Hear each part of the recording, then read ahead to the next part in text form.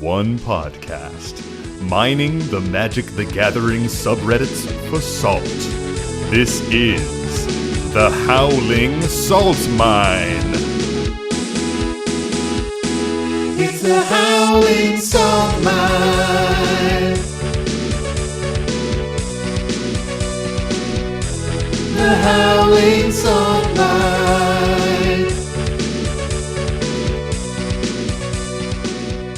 Well, welcome back, everybody, to another episode of the Howling Salt Mine podcast, the podcast where we are delving into the saltiest minds of the Magic the Gathering and EDH culture. We're going in the Reddit. We're going in our email, our DMs. We're getting those salty stories, getting those salty confessionals, and bringing them to you, our dear prospectors. As always, I am your host, Sam, and I'm joined today by Mike and Tony. Say hey, guys. What up? Hello. Hello, indeed. You guys like that new intro that I did? What do you think? I liked you emphasizing culture. Like We really are like a cultural podcast, really just commentating on like culture. yeah, and the spirit of the format as well. Yeah, exactly. We're really a spiritual podcast when it comes down to it. Exactly. Yeah, I mean, I'm moved when I hear it. So how are you guys doing? What's new? We literally talked yesterday, so there's not a lot that's new. Well, I thought Mike would no, you're about to go to New York. I was gonna be like, didn't you like go to New York and like do cool stuff? And I was like, no, you didn't fucking do that. Not in the 24 hours since we last talked. No, we did talk about Magda last time we recorded though, and I've been in a deep hole of rebrewing the cEDH list. And Tell us about your deep hole. I'll tell you all about my deep hole. It's filled with tokens. The hole is filled with Academy manufacturer, and I'm so excited about it. There's like janky new Magda lines that people have discovered, and I can't wait to have them get blown up by Marath. Me too, dude. I was reading those lines. You posted them up in our Patreon Discord. Hey. And it was really, you have to pause for the emphasis on those plugs. I like that. And the lines are fucking chunky in a good way. Like I felt like I was reading Gitrog primer lines where oh my God. As I was reading it, like my eyes were spinning a little bit, but I liked it. Yeah, it's like duplicate 2 Academy manufacturers. Now you're in a 2 a.m. state, and you can then like you can enter a welder loop where you're recurring. It's just like, it's great. I'm so excited about it. Yeah. How do you do a welder loop? Are you like, what are you untapping stuff with? You're using the artifact that comes in as a copy of another creature, but remains an artifact, like the 3 mana.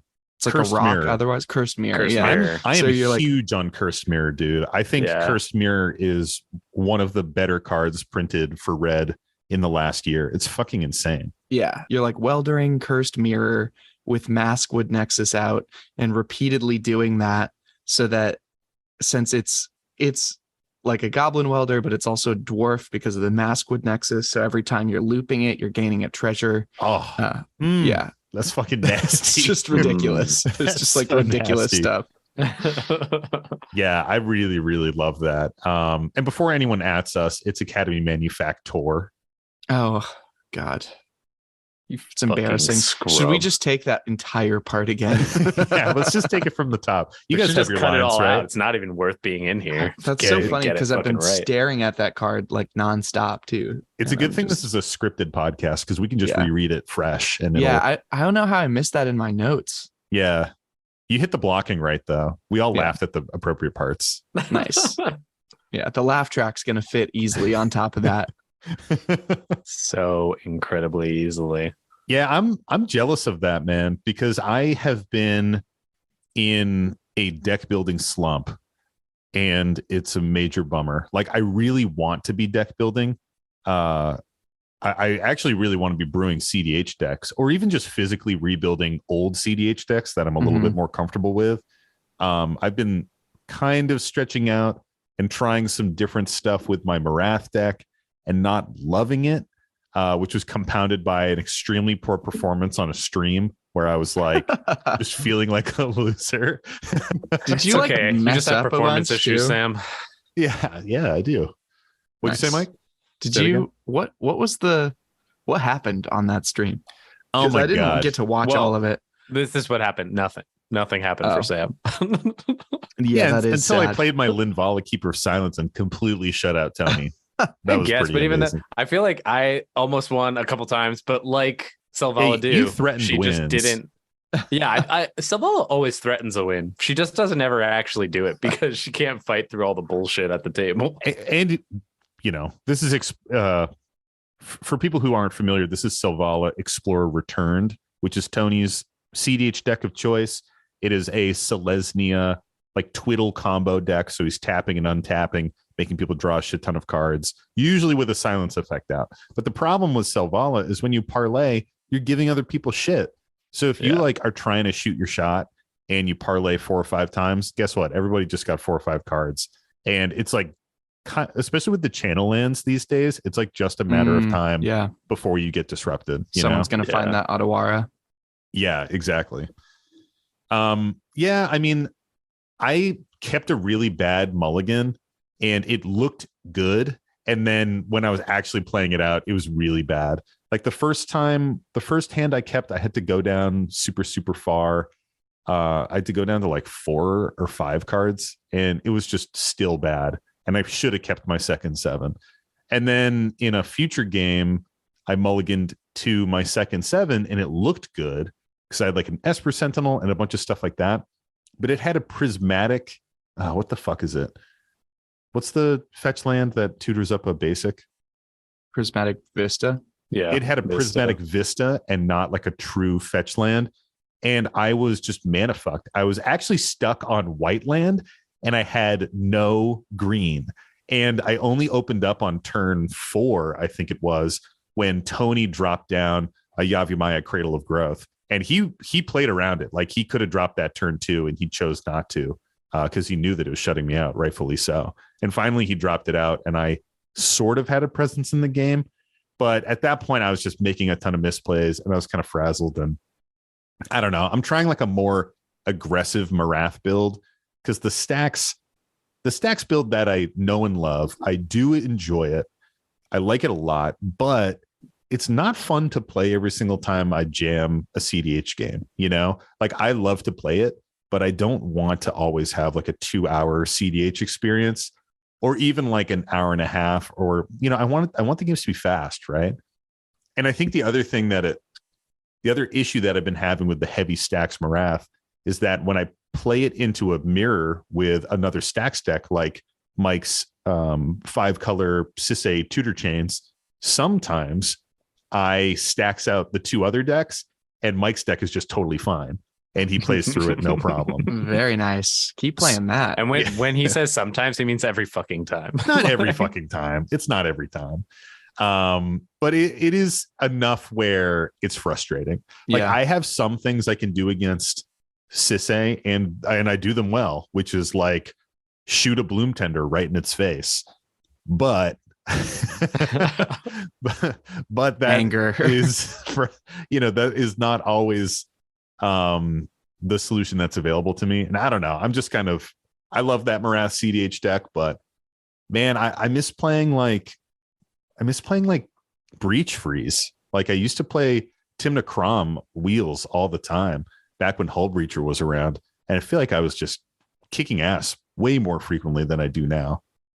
Yeah. I feel like the Aruth deck that was played. That Josh was playing? Yeah. Josh actually Mind made Muscle me- Magic. Yeah, it made me want to play that deck. It made me miss my Krark Sakashima deck because it was like similar, but much, much more deterministic. Which Yeah. is You could like- also aren't there cEDH builds for Locust God? You could consider just like There upping are. that, right? Yeah, there are. But Not the same. at the same time, fuck blue. Like Tony, Oh you should my bring God. back Krark Sakashima, man. Yeah, you should, but You just have to goldfish it. Like that's the problem. The problem that you had with that deck is it took you like 20 minutes to resolve your turns. It doesn't have to be that slow. There's tons and tons it was of not Krark just that. Sakashima It's because players. like you're like trying to luck into something half the time. And like maybe the Yes. lines are different now, but like that was the problem. That like we had to play it out. It wasn't like definitive that I was gonna get it. And Well, so I think nowadays maybe if with y'all that didn't deck- fucking yell at me, I would still play it. shut up and listen to me. The trend continues. we get slightly annoyed by something Tony does, and he's like, "No, I didn't mean to. I'll stop forever." And then we're like, no, do it again. He's like, no, I won't. We're like, why would you do it again? but truthfully, I do think that deck has tuned up a little bit. And I mean, it's still non-deterministic, but it might just be a matter of like sitting for one additional turn rotation and building your board to a state where it is a little bit more deterministic. Like one of the things that you admittedly like to do is shoot your shot and risk it for the biscuit and just like go for it. And I think love that. I think some decks, in fact, maybe many decks, it's not quite the right move. You got to just like wait one extra turn and then go for it. You know, There's a pattern of all of my CDH decks that is what they do. Like, Yeah. they shoot their shot. I mean, I know Tony most decks just do that, but yosses like a himself lot of into those the are fire. like, yeah. Because I'm impatient. I can't like wait. That's why I was gonna play Keurig. Cody. Oh, I was Cody. gonna play Cody Mm. because Cody is just like brutal and like wins on turn 2, and there's kind of like there is no getting around that. Like that's what it do. Yeah. it wins really fast. It's what it do. But it's just so boring, is what I kept hearing from people. That it's like yes, it wins, but like it's just not fun Yeah. to play. It's not even to play against. It's just like it's like all right, we'll shuffle up and do it again. Like Yeah. I mean, I hear the exact same thing. Cody is one of those decks that's not fun to play against, not really fun to play. And also, if you sit down and everyone sees a Cody, they're going to mulligan hard for free counter magic. And you're going to get countered turn 1 or turn 2. And then guess what? You're pretty much out of the game at that point. yeah, So it's like, yeah, it's just kind of the ultimate like glass cannon. for sure. With a little bit more resiliency than your typical glass cannon, but Yeah, yeah, you do love those glass cannon decks, man. that's my Godo, vibe. you're on Keurig now. Your most resilient deck, you just never ever play it. Which is fuck, what is that commander? The blue one that makes copies. Orvar. Yeah, which is Orvar. Yep. Your Well, that's Orvar deck. because I feel like I stopped playing it because it's like annoyingly complex, and I was like, I don't even like care to like figure out what the right thing is with some of these lines right now. It probably would do well. Our meta has shifted a bunch, so it probably would do well in our current meta, to be honest. Probably. But that was the other thing. Like in the meta I was in, we were playing at the time, it just didn't play into it very well. Yeah. Our CDH meta went from being like incredibly heavy control. Like essentially all of us were playing control decks. Except me, I was just trying to do shit that you can't do into 3 control decks. I was Yeah, trying you to were Godo playing and Godo.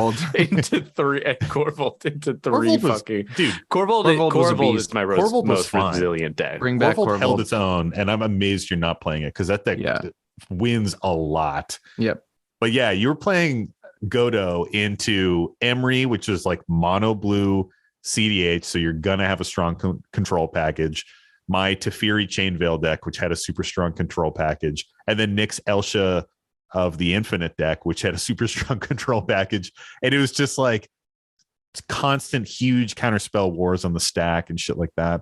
And that's really was like the name of the game until we started going super creature heavy, until Halden and Paco really came on the scene and fucking Yeah. shook up the meta hard. And now we're all playing fucking creature decks. Yeah, now we're all playing creature decks. Yep.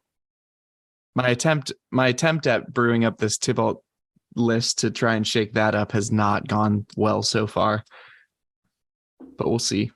Are you still Maybe. gonna go for that, or are you just That's- gonna go back to Bagda? That's pretty much what happened. Is like we played that once, and I was like, "Ooh, this is less impressive than I wanted it to be. Maybe I'll just go back to something more fun like Magda." That's kind of how I feel about my Agar, the Freezing Flame deck.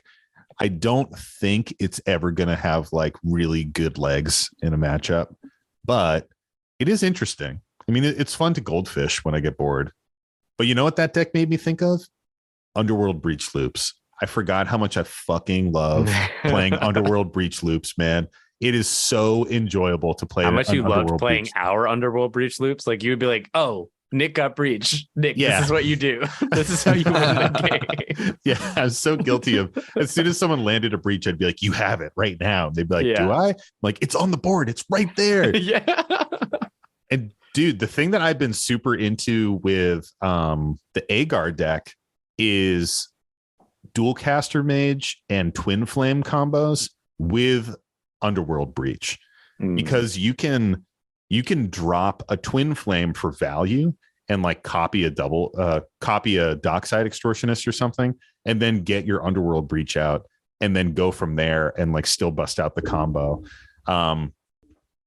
There's a little bit of that in that new Marath build I'm working on, where you can use twin flame for value to like copy a specific creature and then bring it back with Underworld Breach or with with Eternal Witness.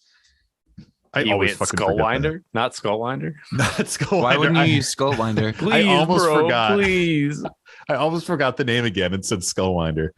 But yeah, like that line of play is just really enticing. So I want to explore that a little bit more. But at the same time, I don't know. I just want to put together like one of my older decks and just jam it again, man. Like Jessica Silas was so fun to play. Yeah. Even fucking Eureka cEDH was a blast. I would love to bring that back because I'm not playing that deck in casual. Speaking of things that I would love to bring back, should we bring back talking about salt on this podcast? Mike, I'm not done. name more partners, say breach, and then that you miss them. Underworld Breach. Roger Silas. Tile Smasher Thrasios. I don't miss that deck. Played that like 2 times. It was fine. Yes, okay. I guess we'll do some questions. Yay.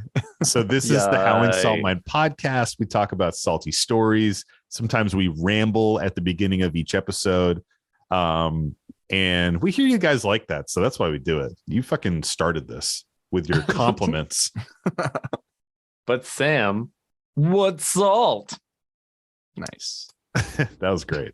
Is that an impression of Pat when Pat did it? When That Pat was an came on and impression of knocked Pat it doing over? an impression of me. So Amazing. really, I'm doing an impression of myself, of what Pat did, of what I'm doing, of what Pat did. Fucking full inception right now. Salt is when you brew up a new deck, bring it to a live stream, play it, and absolutely shit the bed and just feel like a complete and utter asshole and idiot. Nice. Salt is when you continually try to build a specific archetype, maybe like a really fast combo, and you keep playing it into a meta where it just will not survive, and you just get so frustrated with the deck that you're constantly taking it apart, building new ones, and getting frustrated with the whole process. Salt is a lot of things in Magic. It's really just kind of a catch-all term for frustrations in the game. And today we're going to be talking about a few different facets of that. So shall we get into it, guys? Let's. Fuck yeah, baby. Please don't curse. Fuck. Our first question comes to us from Ace Horizon with 2 of their saltiest moments.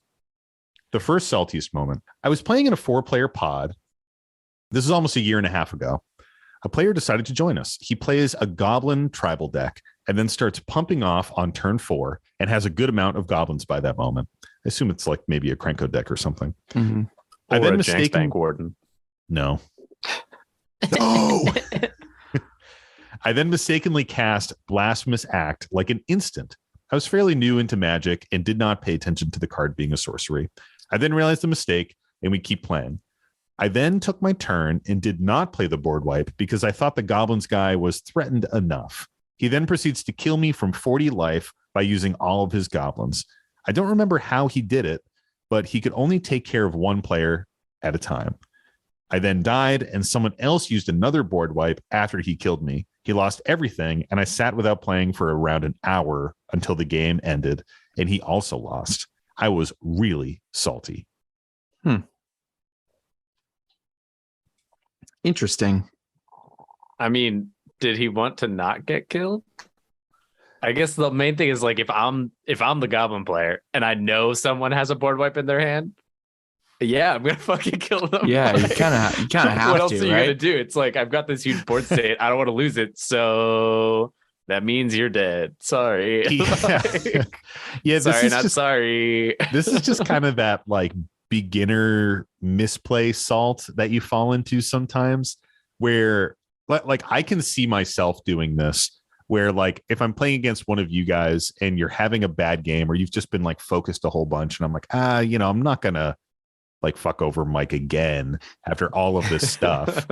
I'll just let him sit there and then you kill me on your turn. I'm like, damn, why did I do that? Yeah. Why did I make that mistake? Yeah. And also to show that you have the blasphemous act, like how many times do we cast things and then, in our casual games, cast something and then take it back?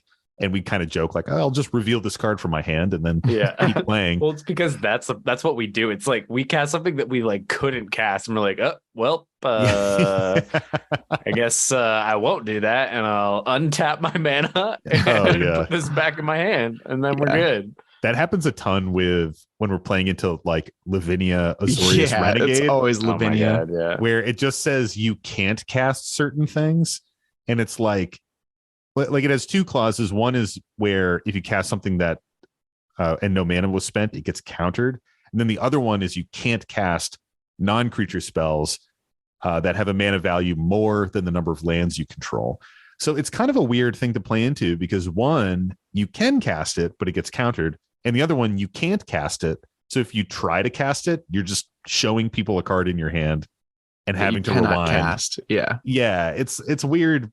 That's like a weird. I almost wish that it just countered it, so you actually could cast it. Yeah, and it would just be like it's countered, like sucks to suck. Yeah, I feel like in the cEDH games, that's one of the few times when it like feels weird because it's like, all right, well, now you've revealed information unintentionally, like people know what you have, but like you couldn't cast it. Yeah. So the correct thing is to be like, no, it's just in your hand. Yeah, and that happens a lot with sorceries and instants too, or even cards that have like even more strict casting timing.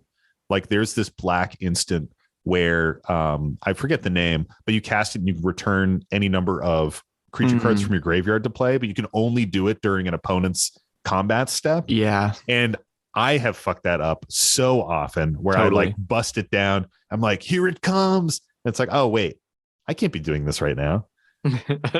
Well, I guess you guys all know I have that. And then you read the board state and you're like, well, I don't want Sam casting that. Yeah. I'm going to come for him. Oh man. Yeah, that is very relatable. That is salty too. Cause you do feel like you gave the goblin player some good grace. You're like, hey, look, I didn't do this. And you kind of hope that there's goodwill that comes back, but you gotta explicitly extract that deal. Yeah, let it be known, even amongst your friends, you won't get good gooju for just fucking. I don't even know what. Tony, I don't even. I feel like I lost my train of thought mid of like. Oh my god, goodwill is what I wanted to say, and so, but I was like, I think you wanted to say juju or something. Yeah, something like that. Anyway, you won't get the goodwill even from your friends. Won't get that gooju unless you get it in. You won't get that gooju unless you get it in sweet, delicious writing. Goo. Gotta get that shit in writing. Yeah, if you want your friends goo, that goo from your friends goo, you need to get it explicitly. You do. That's how it is. I feel like at the end of our Magic 30 trip, there was a game, and we talked about it like we were on the pod, but it was just like I could have killed people and I didn't. And there's like two lessons there of like get stuff in writing or like just kill people. Like, don't just like leave them around. You got to do one or the other. Yeah, if those moments go by you and you don't point them out, it's like you've left money on the table. Well, we pointed it out, but I did nothing to be like you owe me or like help me or like I just was like I'm gonna do this. Like I didn't do this. I'm not doing this, and then I just let it pass by, and it was a mistake. You have to put it on the person that they would break a deal. Like they would have to break a deal in order for it to pan out poorly for you. And then it's on them if they, then they're going to get focused down if they do go for it. And honestly, if Ace Horizon had done that in this situation, if they had said, hey, you all know I have a Blasphemous Act, your Goblin board is crazy, I'm not going to cast it if you don't swing out at me. Chances are they swing out at one of the other two players. One of them had a board wipe anyways. Yeah. If that player survives and board wipes, sick. All the goblins are gone. One of your opponents is out, and you still have a Blasphemous Act in your hand. Yeah. And the further you get away from that misplay of showing it, people are going to forget you have it. True. Oh, that's definitely the worst too. When somebody shows you it and like 5 turns later, you're like, fuck. Yeah, I knew you had that. I'm stupid.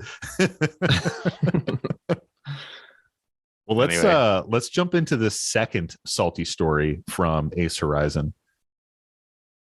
The other time I was playing with a friend of mine, the Goblins guy from before, and a friend of his. I only remember the Goblin guy playing another deck that was not the Goblins, but was also red, and his friend playing an Angels deck or something. It was Avacyn, Angel of Hope. Me and my friend were taking care of the threats, and Avacyn was exiled a couple of turns before. We are in like turn 6 or 7, and the Avacyn player is way behind. He then used Armageddon. Me and my friend immediately scooped. I've never played with any of them since that happened. I get that because of the ability of the Angel Commander, that card can be a one-sided thing and he wins, but he did not have the Angel on the field, so he just reset everybody to no lands. Fuck him. Yeah, I mean, I agree with fuck him. I think there might be different sentiments, but like, again, this is so typical of like, if you're going to win and you've got like, I understand why it's in the deck. That doesn't bother me as much. But in this scenario, you didn't have it. So like, you literally are just like fucking setting the clock to 0 and like we're starting over. And I do not like that. I love to see a top 100 salty card in the wild in a story like this. Yeah, and it bears mentioning that Avacyn, Angel of Hope is a 8/8 legendary creature angel, costs 8 mana, 5 colorless, and 3 white. It has flying and vigilance, and the most important piece of text is Avacyn, Angel of Hope, and other permanents you control are indestructible. It makes sense to have a land destruction card in an Avacyn, Angel of Hope deck because you can make it a one-sided wipe and just springboard yourself to victory after that as a massive tempo hit. Yeah. But to drop that shit, they'll concede at that point because they know they've lost. Like, you did the thing. Well, like, turns out that if you just cast it anyways, they'll concede too, Tony. Yeah. Yeah, but that's concede out of rage. And nobody like, I think there's very few people that actually enjoy that, like getting a win because like everyone else like hates you so much that they concede and they hate what you're doing. Yeah. And they're like, I don't think anybody truly at their core likes that.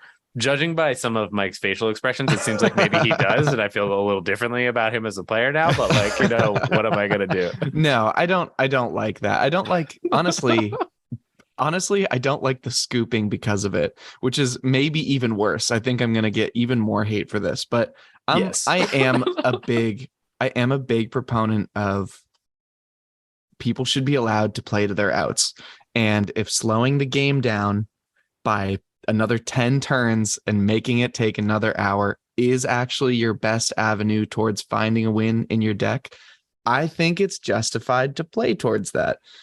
Is that maybe kind of shitty sometimes? Yeah. And like, I'm not going to make that call every single time. But I also am generally going to like not hold it against someone if they do make those plays. Yeah. But to clarify, like you're saying that from your own perspective, like you would play through it because your ability to potentially rebuild your board and play to your out and maybe get the win is something that you want to hold on to. But like you said, a lot of players don't want to do that. They just want to jump to the next game. Right. I think the downside of that is that you potentially have 2 opponents watching you and this other person like 1v1. Yeah. And if one person still keeps their board or most of their board after an Armageddon, and now they're 1v1ing you, like if the caster of the Armageddon still has a pretty decent board state and then they're just hitting you with a 1v1, now your chances of finding that win over the next 7 to 10 turns, they do become slimmer because it's not really spread around across 3 opponents as well. So I do think like it's a weird thing where people dropping out in that situation can impact your potential to recover and win. And you also miss out on having 2 opponents who are recovering, trying to help you beat this arch enemy. So I don't know. I think if you can get the table to have everybody agree to hang on and just push through. That can honestly sometimes be a great response to the Armageddon player. It's like, hey, get ready for a really boring 45 minutes. But that's what I'm saying. Like the Armageddon player, it's in their right. They've got the card. They can cast it. If they think that's going to help them win, they should cast it.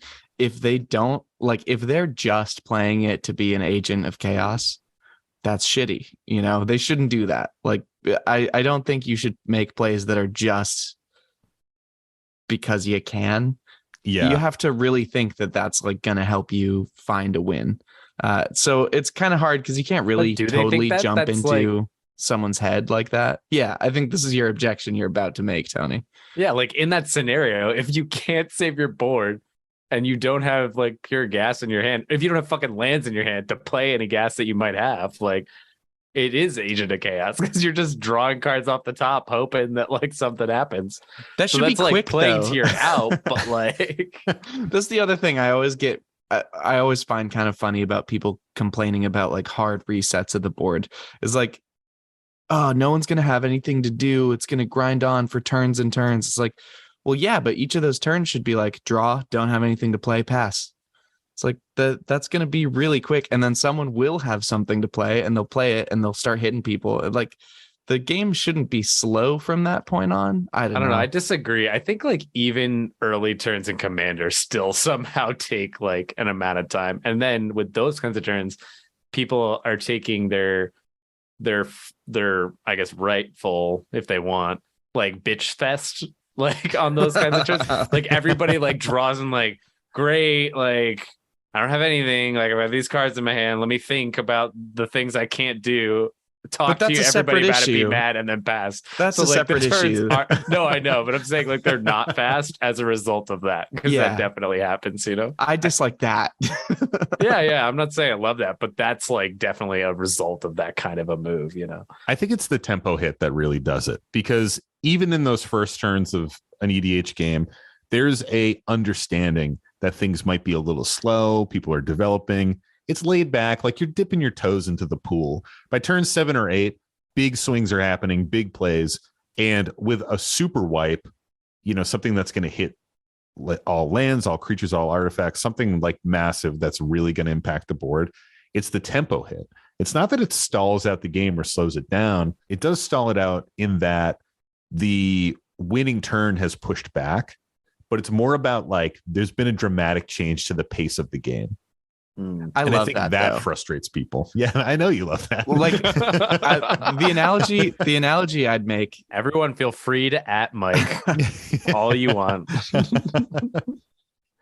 The analogy that I'd make is like this won't land for everybody, but if anyone's watched like StarCraft land for everybody, if people have watched like RTS stuff like StarCraft or Warcraft 3 or whatever, Age of Empires might have it to some extent. There are sometimes these games where someone will like, you'll both have built up your entire army. You'll hit like the supply cap, the most units you can have on the board. You're like teched way far up. You have all the upgrades. You have this huge battle, like most of the units get killed, like people's economies become in shambles because like bases are destroyed. And then you end up with this scenario where people have one worker and they have to like go build a base. And like, because they can scrape out this advantage to like maybe be able to get the win because of that. And I think those games are like super interesting and weird. And just because it doesn't follow like the standard build, everyone's states are growing to crescendo and then the game ends, doesn't follow that trajectory. It can still be an interesting game if you just let it be what it is.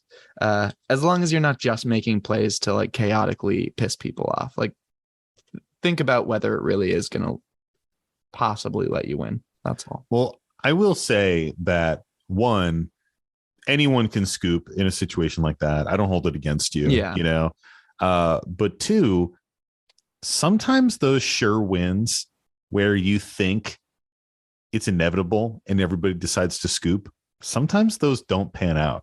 Like we've had games where one or two of us have scooped and a couple others have hung out and pushed through to the end. And the person who had what we thought was a clear advantage doesn't win. Yeah. Because you pull a you rip like a Path to Exile, and that Avacyn is gone now. Yeah. And it's too expensive to recast. And you just build up enough tempo where you get back into it. Like, it's not impossible. And sometimes it is an even more exciting victory when you can overcome those odds and come back. Well, I feel and like crush someone. It was. That's what I mean. It was one of the moments of me being like, blue is a fucking trash color, because I cast my first. I'm pretty sure it was my first Cyclonic Rift, like overloaded. I was playing Obeka. I had like fucking the Eldrazi, that betrays out. I had like a crazy board state. I bounced everyone's shit, and Nick conceded. And then I fucking lost that game. Yeah. Like, I don't even know how it happened, but I remember like losing, being like, wow, how did we get here? Blue's not even good. I Cyclonic Rift and I didn't even win. Like, what's the point? Oh man, now I'm so curious about that game. Sounds like piloting error. It probably was. What do we think about the assault rating here, though? I think this is pretty high salt. Again, anytime that people don't play with other people again, that's like pretty capped up, pretty full to bursting on salt. Yeah, that's a high level of angst. That's teenage angst to the max. Teenage angst. Well, I don't know how old Ace Horizon is, but No, I just meant it's like that level. You know what I mean? Like that's that teenage angst that like, I fuck know and you, and I'm love in never my talking Netflix to you shows. again. Like literally. Yeah, I mean, it's definitely high levels of salt. I see why. Okay, I found it. I've been looking for the Obeka game. Yes. Oh, Tell me. Sorry to interrupt the salt rating. Yeah, both situations are super salty. Land destruction when you don't expect it, and someone just used it chaotically is fucking annoying. And man, it sucks to make misplays. So the notes. This was an in-person game. I think the notes will say that Sam wins too, if I remember correctly. I won, baby. I won the game. That's what I thought. Yeah, the smile on your face already told us that. You can hear it in my voice, my Yes. smile. Yeah, it was a crazy archenemy game. Obeka was insane. Tony psych rifted. Nick scooped. This is an in-person game, so the notes are kind of shitty. Nick was playing Osgear. Mike was on Brian, and I was on Rafik. And Nick scooped, and then now it makes more sense. we kept going, and I knocked out Tony with the Rafik, and then I knocked out Mike, and that was that. And Nice. Nick was the saltiest baby. Yeah. Yeah. The note just says "scoop" in all caps. Yeah. Well, that's like a big thing for us because like it's pretty rare in our pod that happens. Yeah, it's rare that we get rage scoops Yeah, for sure. it is. It's usually like an intentional, like It's writing when on the writing's wall. truly scoop. on the wall, and Yeah. like we know there's nothing else. We'll just be like, okay, like that's good. Like Yep. done, shuffle up. But or when there's a will breaker out and you crush your friend's wills to play. Ugh, gross. My will is shattered. Will shatterer. How about another one? Yeah, let's get into it. So our next story comes to us from Fox Tattoos on Instagram. Ooh. And I just want to take this moment to shout out all of our tattoo artist friends and followers. We have this like contingent of tattoo artists that all play Magic and listen to the podcast. And I think that's like the fucking coolest thing Yeah. ever. I I'm love like that. really into tattoos and have a bunch. And the fact that there are all these like amazing tattoo artists that love our shit, it's like amazing. It's so cool. And I fucking love it. I'm all about I it. don't have any myself, but I've like thought about getting one so many times, and I have watched every season of Ink Masters because I just like them a lot. I think Dude, they're just cool. get a tattoo. Just get one. Well, I'm still at that like virgin tattoo point where like I feel like the first one's supposed to mean something It to doesn't me. though. Just get. I know. It's what everyone says. The They're first like, one, everyone's like, "Oh, but it has to matter," and then you get it, and then you get your second one. It's like, "Yeah, it has to matter a little bit," and then you get the third one. It's like, "I guess it has to matter." And now I'm just getting like, "Hey, it would be You're cool just if I got like a getting whatever. manga panel on my leg," yeah. or like, "I like Thundercats, so I'll get this tattoo." Like it doesn't. After a certain point, it just doesn't matter at all. No, I know. I think the other thing that gets me a bit is like from watching Ink Masters, it seems like they fucking hurt. Like, Nah, it's fine. This is what a tattoo feels like. Like they do hurt. I think people who say tattoos don't hurt are full of shit and trying to act really tough. Tattoos do hurt. But what it feels like is it feels like a cat is scratching on a sunburn. Oh, that sounds really unpleasant. Yeah, it's no fun. It's unpleasant. And depending on where it is, it hurts more. But like, you just meditate through it. The last half hour will suck. It's fine though. But man, it's just so fun to have.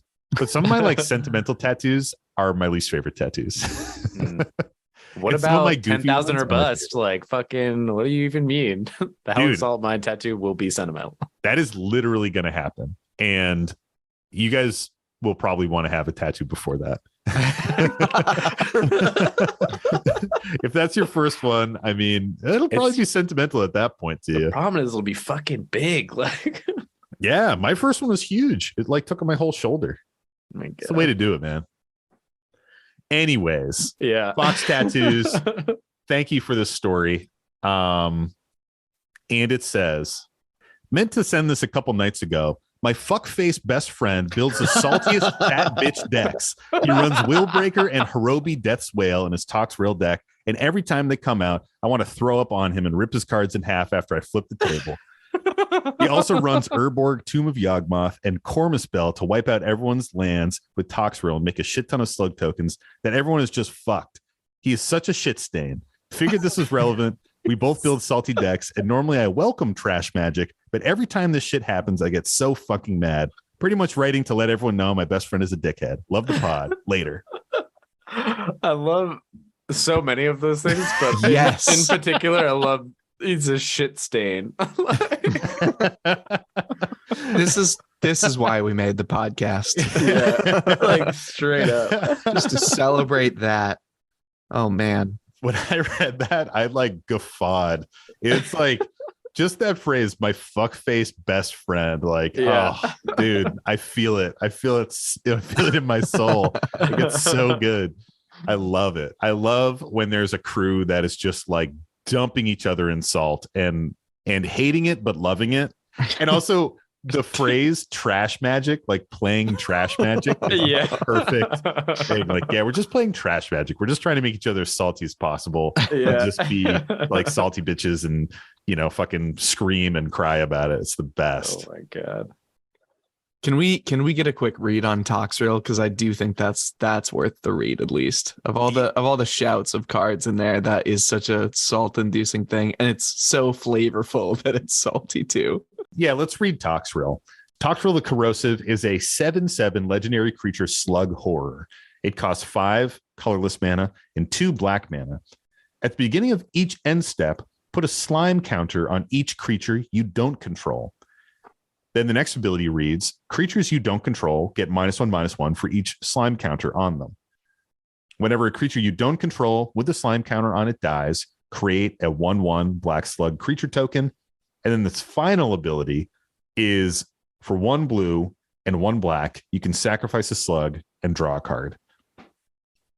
And just to add to that, I think at this point, everybody knows what Urborg Tomb of Yawgmoth does. It's basically the Yavimaya Cradle of Growth for black. It makes every single land in play a swamp. And what Cormusbell does, I'll read the updated text first.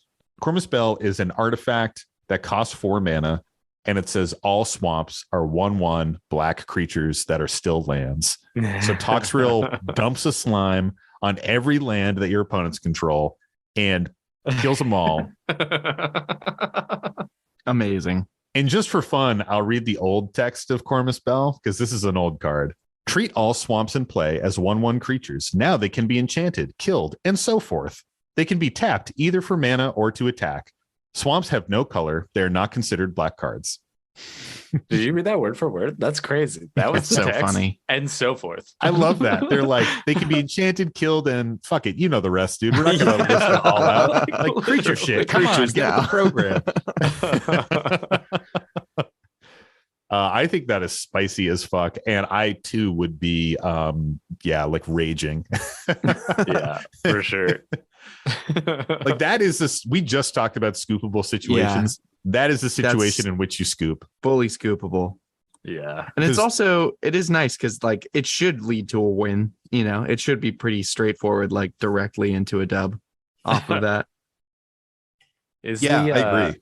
Is there's not a CDH build of Toxrill, is there? There is a there is. CDH build of Toxrill, because if you get infinite mana, Toxrill's last ability where you can pay 1 black and 1 blue and sack a slug to draw a card, Toxrill itself is a slug. Oh, wow. So if you get So it's an infinite outlet. colored mana, Oh, you can just cast and sack Toxrill to itself, draw your entire deck, and then combo from there.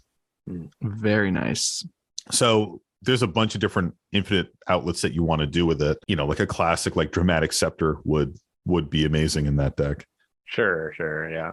That's kind of cool. Yeah, Interesting. it's interesting, man. It's cool. I think our buddy Ghost Productions has actually I know for a fact our buddy Ghost Productions has a Toxrill CDH deck that he's been toying around with, and it's Cool. it's spicy for Yeah, sure. I want to play against it. I mean, I don't, but I do want to see it. Yeah, I don't, but I do want to see it. How big is Toxrill? Does it have a big butt? Toxrill's huge. Yeah, Toxrill it's is a a fucking chonker. 7/7. Oh wow. It's a 7/7 for 7 with Yeah. like 4 abilities on top of it. That are all relevant. Yeah. Nice. Well, I- love that.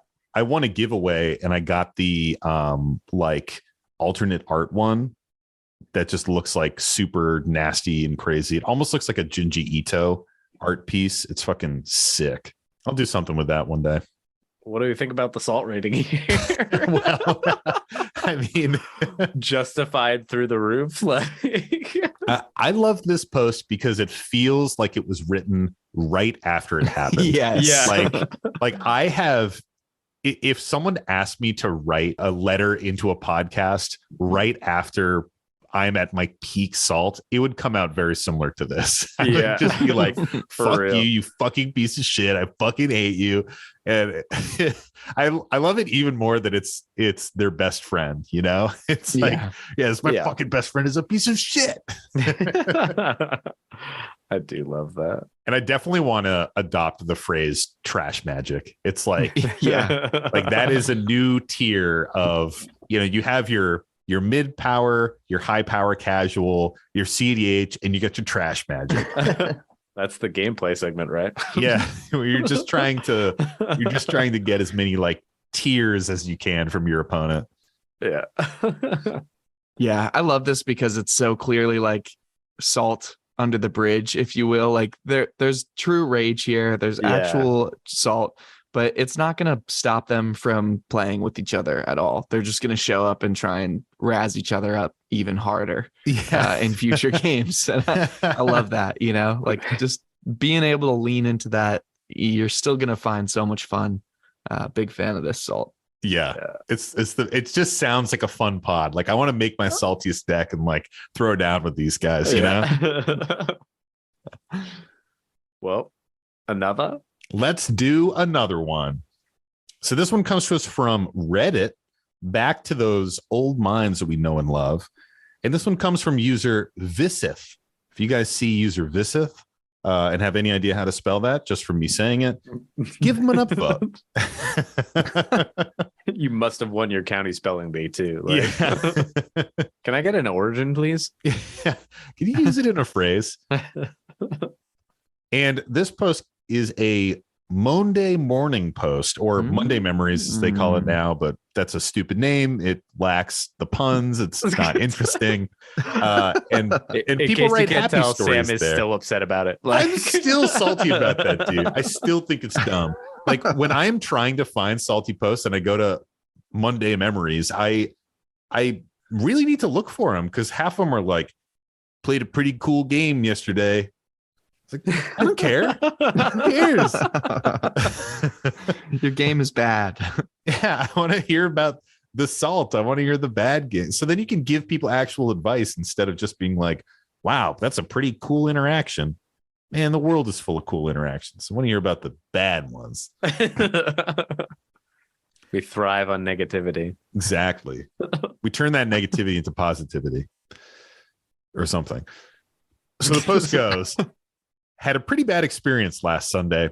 Sat down at a table, told people I was new, and was playing a stock pre-con. They mostly seemed friendly. However, their decks seemed pretty strong. I may just be whining, but surely playing cards like Vampiric Tutor, Rhystic Study, Oko Thief of Crowns, and Siege Rhino is a little much. Laughing at the Siege Rhino? Yes. We'll talk about that. There's even 3 instances where someone on the table had an infinite. 2 of the infinites made infinite tokens, and the other forced the whole table to sacrifice all of their creatures. There's even one stack that took around 20 minutes to resolve. I didn't expect to do well. It's a pre-con after all. However, I probably should have realized I was out of my element when the other 3 had full art and foil decks. There's a couple things here, like, first thing is, should we read Siege Rhino? Because I don't even know what the fuck it does. Yeah, we should read Like the other Siege cards, Rhino. I was like, all right, like maybe. But then what the fuck is Siege Rhino? See, the Siege Rhino inclusion in this post makes me think it might be a troll, honestly. No, it's not. It's so I can add some you read Siege Rhino, and then I can add another layer here. I'll give the background for it a little bit also. So Siege Rhino is 1 and then Abzan, so a white, a black, and a green for a creature Rhino. It has trample, and it has when it enters the battlefield, each opponent loses 3 life and you gain 3 life, and it's a 4/5. So it's kind of innocuous. No, it's basically the same as a Vamp Tutor. Yeah, exactly. Right. It's that fucking No. tier of good. Well, what's hilarious about this is that this card was an absolute menace in standard. It was like just ridiculous. It was 4 mana for a 4/5 that drained 3. It had trample. Like for some reason, this card just like warped the format that it was in, and it just like completely dominated. And people were like, "What?" Like it was kind of a dark horse too. It came out and no one really thought it was going to be that good, but then it just demolished stuff. So it's hilarious to see this person that's, admittedly new to Commander, identifying this as like an actually threatening card, because this card does not matter in Commander anymore. Like there's definitely cool things you can do with it, like flickering it or recurring it and, getting repeated value off of it. But on its face, it's not like it's So nowhere you're saying near it's the not caliber like of the other Oko, cards. and it's not like Vamp Tutor, and it's not No, fucking it's not. Rhystic Study level good. Well, Like, exactly. So now that you've read it, maybe it is. I don't know. to defend Visith, as you guys dogpile on this poor new player, they do say, like, there's a little chat chain in this post, and people are like, why Siege Rhino? That's so weird. And they're like, hey, I'm new to Magic, and even I heard how good Siege Rhino and Oko were, because they were both cards that absolutely warped and terrorized standard. Right. And somebody even comes in as like, Siege Rhino was fucking crazy in standard. It's not really great in Commander, but it's insane in standard. So I think it's, if you're new to Commander, but you have some standard background and you're seeing cards that are good in standard, you might be like, what the fuck? Like, you're dropping that shit in this game? As far as the other ones, I mean, to get into like some real advice here, Vampiric Tutor, Rhystic Study, and Oko are insane cards. Oko was amazing in standard. It's still really good in Commander, just as repeated removal. And Vampiric Tutor and Rhystic Study are clearly like, the term signpost isn't right. They're powerful effects, but like really they kind of depend on the deck for how powerful they are. They're good in every deck, but they're not like, they're the premium things within their color pie. Like Rhystic Study is one of the most effective ways to draw a bunch of cards. Like Siege Rhino is top tier Abzan card. Yeah, Does true. it drain everyone or just drains each opponent? Stop. Yeah, dude. You get that and Skullwinder in a deck and you're off to the races. Dude, I'm quitting the podcast. I'm quitting, bro. What I wanted to say was that Vampiric Tutor and Rhystic Study are indicator cards. Yeah. We've talked about this before, because I think sometimes people will see a strong card like a Mana Crypt or a dual land. You'll sit down for some casual Magic. Someone drops a Mana Crypt turn 1. Someone drops a Savannah turn 1. It doesn't necessarily mean their deck is super tuned up and powerful. but it's an indicator. It's an indicator of a certain level of deck building, a certain value of that deck, which again, value isn't 100% a link to power level, but it still indicates that kind of stuff helps. is going on. Still related. Yeah.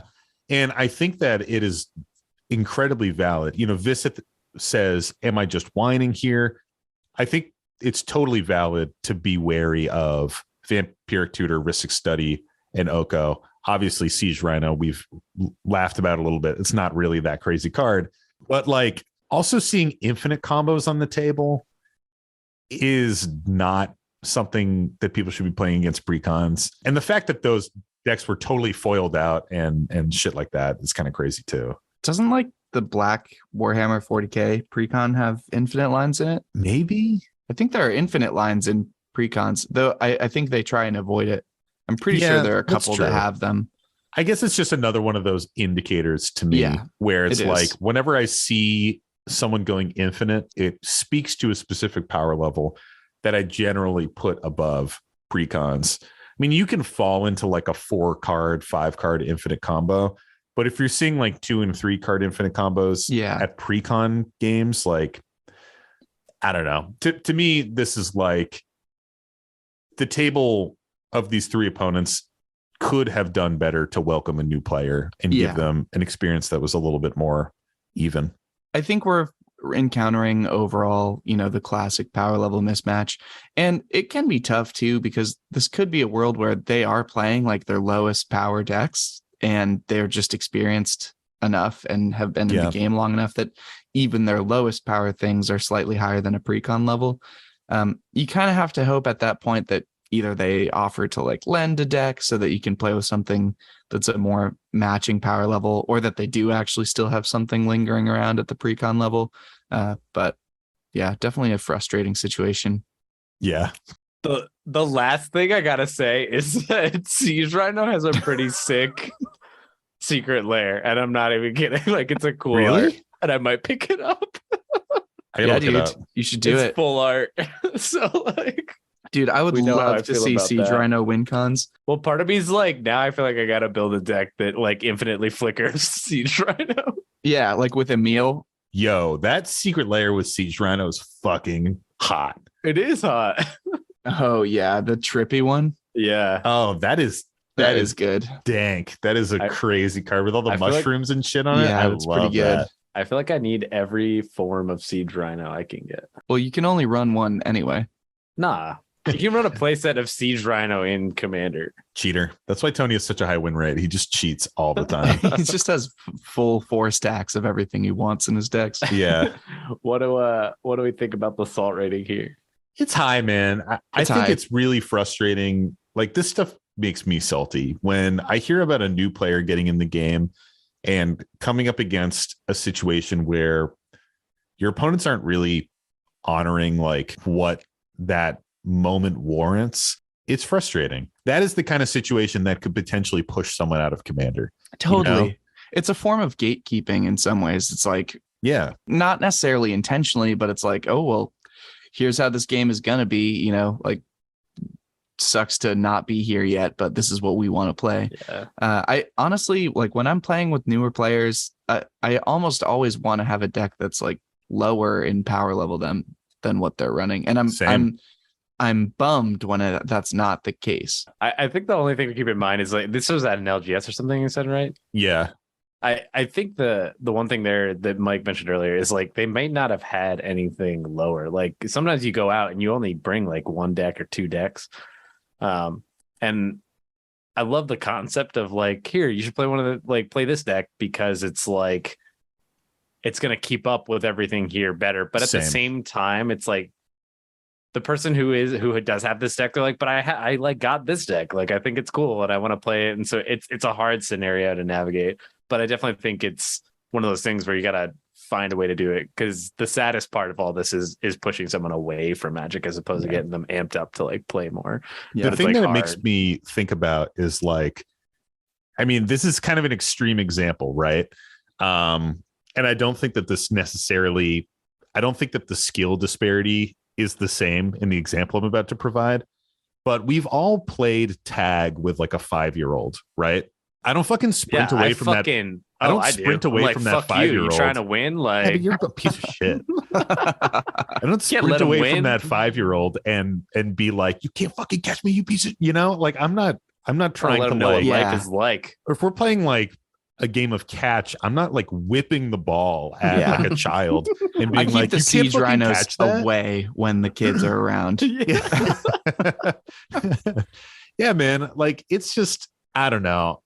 It just speaks to this whole thing of not really being welcoming and all that kind of stuff. And I don't think that. So hopefully our buddy Visith was able to find, some people who are playing at the same power level and hopefully still having some good experiences out there in spite of coming into some power level mismatches. Is there a certain time that it is becoming? I think it is that time, I guess. Well, great. The salty card of the week this week. For those about to salt, we salute you.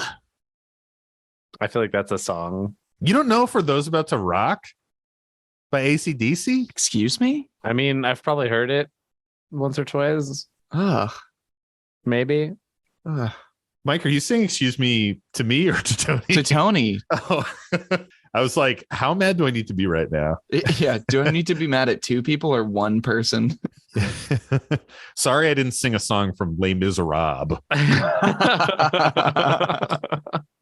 If you had, maybe people would have fucking gotten it. Yeah, so Mike, tell us what that salty card is. For those about to salt, we salute you. The salty card of the week this week is Void Winnower. Oh, I fucking hate this card. Nice. Spoilers, everybody. Spoilers. It is a 9-mana Eldrazi creature. It has your opponents can't cast spells with even converted mana costs. Your opponents can't block with creatures with even converted mana costs. And it is an 11/9. So, Sam, you don't like this one very much? It's just irritating, man. We were talking about cards like this earlier. It's another one of those cards where you might forget and like misplay into it all the time. And you're like, I cast my Arcane Signet. And they're like, you can't. And you're like, well, shit. I guess I reveal I have this card. I put it back in my hand. And then I try to cast something else. I don't know. It's just annoying. I don't like it. I don't like it. I don't like that it's a big ass beater too. Does it have Annihilator? No. Thank God it Annihilator. doesn't have fucking Annihilator. But even just like the way it warps combat, the way it warps the game and what you can cast and stuff like that. I know why it's played because it's super good. I mean, played in your Obosh companion deck and fucking, reap those benefits. But it is an annoying card. I think the design is pretty cool as far as like, hey, it's odd only kind of stuff. It's very Hearthstone. What do you think, Tony? I think that it's a real feel bad when it hits. I think the thing that usually makes me salty about it is that like the 9 mana cost is supposed to make it fair. And like, I don't think I've ever seen somebody cast this for 9 mana. Like, Yeah. Oh, yeah. they're always like cheating it in some way. Like I have cheated in shit like this before. And like, I have never paid the full amount of mana, I don't think, for any Eldrazi I've ever played. And like, it's just, that's the part that makes me salty when it's just like turn 4, they do some janky shit and like it's out and you're like, well, Yeah. here I am. And even if they are, it's not like they're tapping 9 lands to bring it out. Like there's like For a sure. big rock that taps for 3, or they're like using their Thran Dynamo or a bunch of like It's like crazy Thran Dynamo, grants. Soul Ring, and Or like braids. lands. Or fucking braids. Oh man, yeah, they're just braidsing it out and getting it out for free, or It feels binning like- it and resurrecting it. I don't feel like Infinite Salt when it's played because I can play other stuff still. I feel frustrated, but like not. I feel like I actually don't feel so bad when it's out. But again, my salt mostly comes from the like, fuck, this like thing is just here for free, and like now I gotta fucking do something about it or try and do something about it, and usually can't. But It's just game warping, and it's a fucking bomb. Like it is just a huge ass creature that is gonna crush in combat. And again, it's one of those things where you forget the board state and you misplay into it over and over again, and it's just irritating. How about you, Mike? I think I will echo pretty much everything you guys said. I think it's a force to be reckoned with in cEDH as well, just because it's counters out all the 0 mana spells, so it's blocking all of those out as well. And all the twos, dude. all Underworld the Breach, twos, yep. Dockside. Is Yep. anyone playing for it when we're in a cEDH deck? I was gonna 'Cause say that I could don't be think good. anybody plays this in cEDH. I've seen it in some lists. I'd have to go look it up what it's actually getting run in. What about pack one, pick one? Do you take it? Yeah. Well, does the format support ramp? Probably not, because draft is trash. Yeah, probably not. No, draft is great. Draft is good. There is one thing that I do really like about this card, and it's in the rulings for it. So there's 5 rulings for this card, and the last ruling for it is, yes, your opponent can't even, we know. Can't even. Oh my God. Man, that's silly. Flavor. Yep. Flavor Flav. Where does it lie on the list? You want to take some guesses? I do. I'm gonna go 63. I was going to say 62. Are you kidding me? Well, It actually falls at 41. fuck. 41. 41. Really? Yeah. Wow. It's gently nestled in between Blood Moon and Sen triplets. Oh, it What? is not even close to those 2 cards in my opinion. Yeah. Like, I don't like it, but Blood Moon and Sen triplets are way, way saltier than Like, Void I just Winnower. I guess I just significantly got to bring saltier. this into more decks then, see what you guys think. I guess so. I mean, that's interesting. You can Yeah. slot it in instead of Bear of the Heavens and Brian. And anytime you play it, I'll just be happy. I'll be Oh, like, that's a nice. I would condone that. I'd rather play against this than Bear of the Heavens for I'll sure. probably put it in Volrath instead.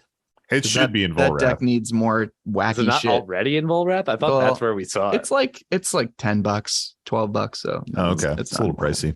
Volrath again was built like completely from collection. So You know what I don't like about this card? Just another extra thing to add on. And it makes me think of Obosh too, is that there is this design space with Void Winnower and Obosh where you can make this like all odd cost deck if you want that has synergy with odd costs. But there isn't an even cost version of that. There's no companion that supports even costs. And I don't think there are even cost cards out there that are like cast as 0, 2, 4 or whatever, you know? is Gyruda a joke to you, Sam? Oh, yeah. What's this I fucking Gyruda say? Built Gyruda. for Gyruda him. says your starting deck contains only cards with even converted mana costs, and it's a Whoops. companion. And you Time to cut literally all of have this that out. deck. And I you literally literally built own you it. that deck. Yeah, but I don't play. It's trash. Oh my God. That wraps up our winnowy salty card of the week. Well, thanks, Mike. That was great. And thank you to the listener for tuning into another episode of the Howling Salt Mine podcast. We hope you enjoyed hanging out with us, talking about some salty stories and, goofing around a little bit, laughing, doing our thing. If you want to have a story featured on a future episode of the podcast, hit us up on Gmail, Instagram, or Twitter, or our Reddit DMs. Our Gmail is thehowlingsaltmine@gmail.com. Of course, we ask you to keep those stories short, sweet, and to the salt. Our Instagram is The Howling Salt Mine. Twitter is @HowlingSaltMine. And Reddit is The Howling Salt Mine. Hit us up wherever is convenient for you. Tell us your salty story. Tell us about your friends pissing you off, about people being weird to you when you're a new player. Give us a salty confessional. We love those. Haven't had a great salty confessional in a while, where maybe you got really salty and you want us to know about it. I'm pretty sure the guy referring to his friend as a shit stain might have been a salty confessional. Yeah, I guess that's true. Yeah, I guess that's very true. It wasn't really much of a confessional, though. He was like standing on a mountaintop proclaiming it. It wasn't like whispered in secrecy. It was like, I'm fucking salty and everyone must know. If you guys want more Howling Salt Mine content, hit us up on Patreon. We have a bustling Discord community with a bunch of people in there. We're talking about new cards. We're sharing memes, pet pics, talking about music, video games, just life in general. It is an awesome time. Got a great little community building up over there. And being on Patreon also gives you some extra content every single month, a little bit more of us. And there's going to be a lot more growth in our Patreon, what we're providing this year as that continues to go up. So keep your eye on that. And if you haven't given us a rating yet and you're enjoying the show, a 5-star rating in whatever app you're listening in goes a really long way. And lastly, I have to shout out our amazing artist, JD Burnett, Devin Burnett. His Instagram name is JD Burnett, but his name's Devin. This is just like, if people are wondering why I say that every single time, I just want to make sure I'm covering all the bases when it comes to names. Devin is an amazing tattoo artist in Asheville, North Carolina. So go hit him up if you want to get some sweet ink. You can get the Howling Salt Mine logo tattooed right on your forehead. Hell yeah.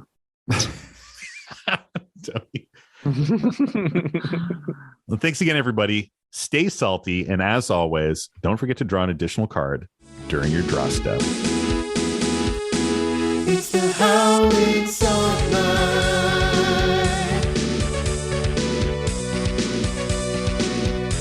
The Howling Salt Mine.